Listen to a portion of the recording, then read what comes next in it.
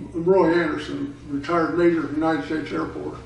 And when I got out of high school, I went to college because I wanted to fly airplanes, and they said to go to fly airplanes, you have to get 2 years of college. So I went to college, and the first year I'm there, they tell me if you pass it, the written test, you can go right into school. You don't have to go in 2 years. So after the first year of school, I went and took the test, and I passed. So I just waited to go on to flying school. I went to Malden, Missouri, and then Greenville, Mississippi, and got my wings there. Then went on to Luke Air Force Base to check out an F-84. Took us 3 months there. And we left there in January of '58 and went to Las Vegas to Nellis, check out the F-100A model. From there, I went to Europe, and I ended up at Wheelus Air Force Base in North Africa, Tripoli, Libya. And that was a good flying experience. We flew every day. We flew F-100Cs, clean Cs, and we had and stayed current in a T-33 also. And on the weekends, we could take a T-33 and go anywhere we wanted in Europe. So we built up a lot of flying time. And it took me about 3 or 4 months to kind of figure out that you're working 7 days a week. You're never getting a day off. So, you know, but that was for 2 years. And then I came back to the States, was stationed in New Mexico for 3 years. At the end of that, went on to Japan. And we were in Japan for about a year, and in '64, they transferred our whole outfit back to Louisiana. And Louisiana for about a month, and went TDY to Vietnam to fly O-1s with the Special Forces out of Da Nang, the North I Corps, what they call. I was there for about 5 months, came back in December, January. My squadron went right back to Vietnam, and we flew the first few missions up north, and then we spent the rest of the time in the Philippines. We came back to the States, and we were supposed to go back to Japan at the end of the year, but we volunteered our squadron to go right back so we could be home for the holidays. Unknown to us, but in November, the whole wing was going to Vietnam permanently. So we got back from Japan and boom, right back to Vietnam again. There until the end of '65 and '66. From there, I got transferred back to Luke Air Force Base in Phoenix. Spent 3 or 4 years there. From there on to Upper Haver, Oxford, in Oxford, England. Fly 111s. Flew them for 3 years there, and then went to Tok Lee in Thailand to fly 111s over there. From there back to the United States to George Air Force Base for a year, and then I retired. But I ended up flying the F-100 for 14 years and got 2,900 hours in it, which is quite a bit of time. Mm-hmm. But I flew it for 14 years, and that's my whole history.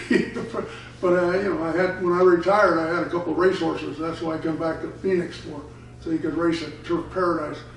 The racetrack at Turf Paradise stays open for about 8 months out of the year, where most racetracks only own for 30 days.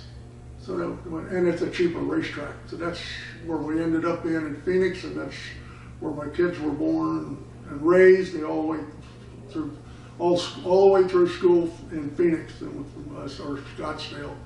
They went to high school, ASU, and graduated. And I'm still back in Scottsdale. I haven't done much else besides that.